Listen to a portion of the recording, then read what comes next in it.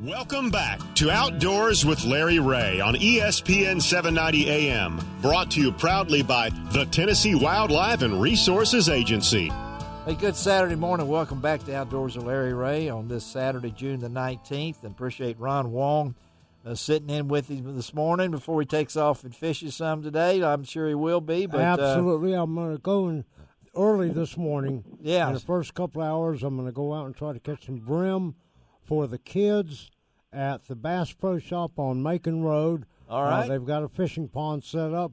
So everybody come on out to the Bass Pro Shop this afternoon. That's the existing store, as Michael Alvarado likes to call it. Well, the real store. The real store. For me. Yeah, it is for a lot of other people. Absolutely. Ron was at an event that's been going on over 4 decades. Talk about another classic. Yeah, another classic. We just got through talking to Hank Cherry, and I told the two guys that won the St. Jude Bass Classic, they're following Hank Cherry, so there's nothing, no pressure on this thing. But I have to tell you, the St. Jude Bass Classic at Sardis Lake is a real classic in itself for what they do for St. Jude Hospital. We're going to talk about that, and not only that, the fishing for the kids, but first of all, I want to welcome to Outdoors with Larry Ray the two guys that teamed together to win this event with a little over 21 pounds at Sardis Lake back on Memorial Day.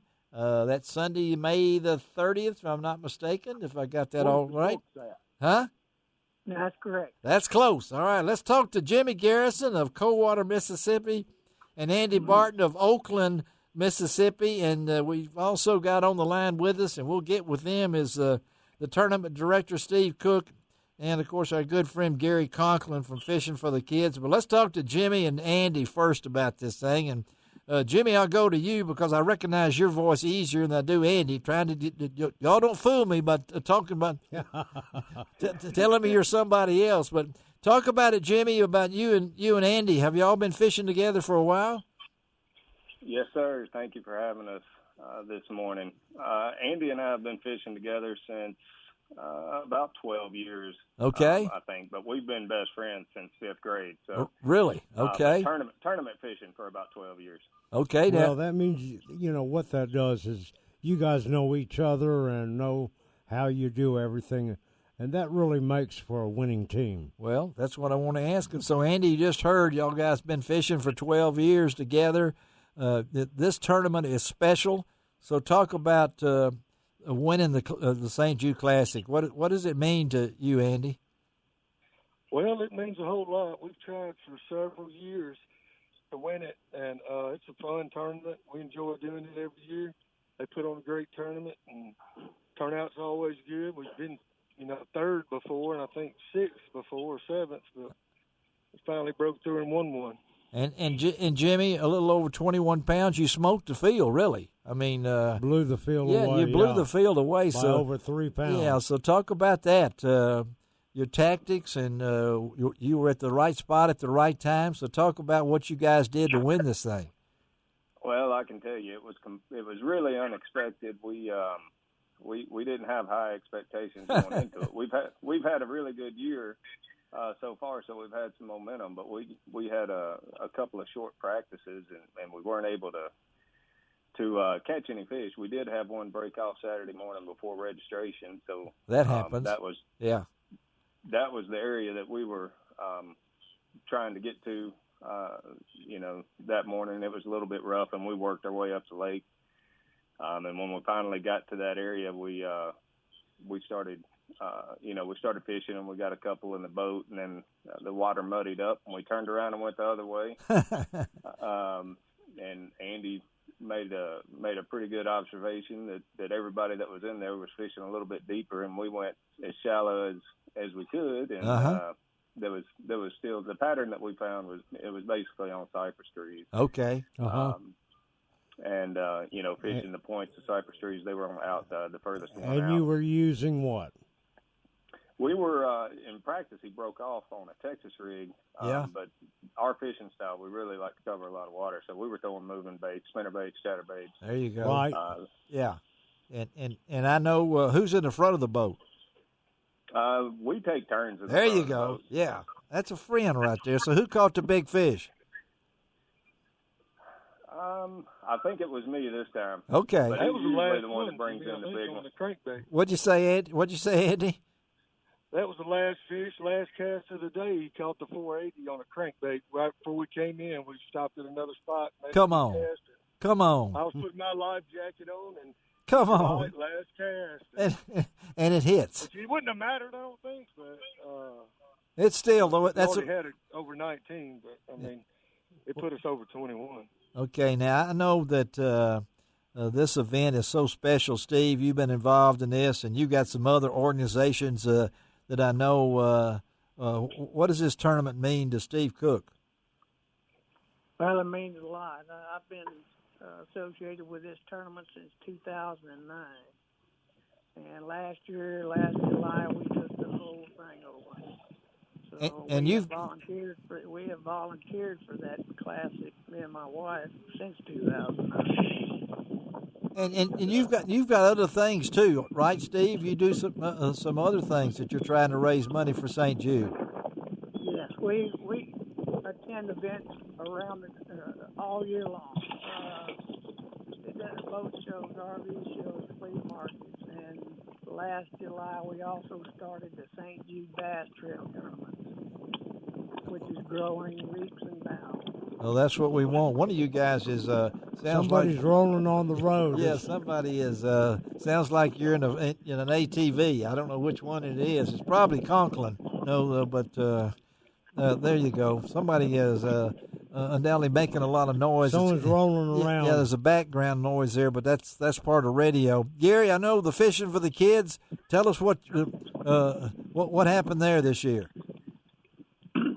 We ended up with 18 teams instead of 20 teams, so because of the COVID and everything.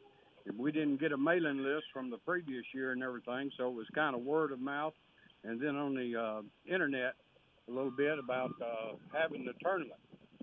But still, having said that, these 18 teams raised $142,933. Wow. Did y'all hear? Say that number again. $142,933. Wow. Is that that's amazing to get that boat. Who got boat number one? Kitty Self from Wyoming, Mississippi. Really? His son-in-law. They raised right at $21,000. Wow. And that's impressive. That's impressive. And Steve, so what how did we do for the St. Jude Research Hospital this year from the tournament itself? Well, we of course starting over after last year's cancellation, we had a lot of expenses, but we added $35,000. There you go. So the tournament is raised over what? Well, we raised combined $177,000 this year. What about in the life of the tournament itself? It's over $4.5 million. That's what I thought. Close to $5. Over 4.5, did you say? Yeah. Wow. Yep. That's pretty impressive. So you guys listen to this. Jimmy and Andy, you fished it before. Why do you guys fish this tournament? Jimmy, tell me, why do you fish this tournament? We fish it every year because it's a great cause, and it's a great event. We fish close to 20 tournaments a year, but this one, like Andy said, it's kind of a bucket list tournament, and we fished it since 2011 every year, and it was it was great to get the win. Yeah, and Andy, why do you fish it? Same reason? Yeah, same thing. You just great event and good cause, and just all the above. Well, you got your name there on the plaque now, so I don't know whose name's going first, Garrison or Barton. I don't know how you're going to work that out. And I don't know, did you share the winnings together, or do you have? We share everything. Okay. We keep all our winnings in one account. And we split everything, bass and all, right down the middle. That's the way you do it. Now, of course, you got more cousins now, as we told Hank Cherry. You got more cousins now that you win. I mean, they show up now. Just so when you have a reunion, look for people that think they owe you, that you owe money to. It happens like that. And I don't know. And I'll ask Gary. You've been involved in this thing since when, Gary? I'm sorry, what, Larry? How long you been involved in this tournament? I've first started fishing the tournament in 1980. Wow. And then when my daughter was admitted to St. Jude in 1983, I joined the Memphis Bass Club and started being a part of it, and have enjoyed it every year. The last 11 years has been really special because of the Fishing for the Kids program. Yes. To date, they have raised $1,200,000, and so I haven't totaled it up yet, but that is an amazing thing. Pretty the same people come back year after year to raise money for St. Jude. Yes, they get a low boat number, but the highest anybody in the Fishing for the Kids has ever finished is third place. Third place. Okay. So none of them ever won, technically, but they're winners without winning, if you know what I'm coming from. Absolutely. I got a sponsor that asked me, "Do you ever won it?" And I said, "Yeah, I won it in 1983 when St. Jude released my daughter." You have a real reason, and I know, Jimmy. Now you and Andy have won it now, so the target will be on your back next year, guys. You know that. So can you handle that, Jimmy? We'll be there fishing it. Ain't no doubt. We'll give it our best. Well, buddy, thank you, Steve. Thank you, Jimmy. Thank you, Andy. Thank you, Gary. We broke the record, 4 guys on one line. My show producer's hands hurting, pushing all the buttons here. But, folks, the St. Jude Bass Classic is it. This was what number was this, Steve? How many is this, 40? This was a 48th annual. 48th annual. You guys need to go ahead and prepare for number 50. Try to bring all the champions back. You might get Wong back in there even. We'll roll him out there. I don't know about that. I'm old. I'm just going to say right now on this radio show, let's put together something special for the 50th. Okay, guys? All right? We'll do. We've already started on that. All right. Well, count me in, okay? All right, Larry. All right, buddy. Thank all of y'all again. Congratulations, Jimmy and Andy, okay? Y'all have a great day. Thank you. All right. Thank you. You too. Thank you, Larry. All right, talk to y'all. All right, let's take a break. And now we're going to Hot Defoe. I mean, wow. Another champion. Another champion. Another champion. Right. And I have to tell you, and not only that, he's from the great state of Tennessee. He's way over there in Tennessee. We'll be back.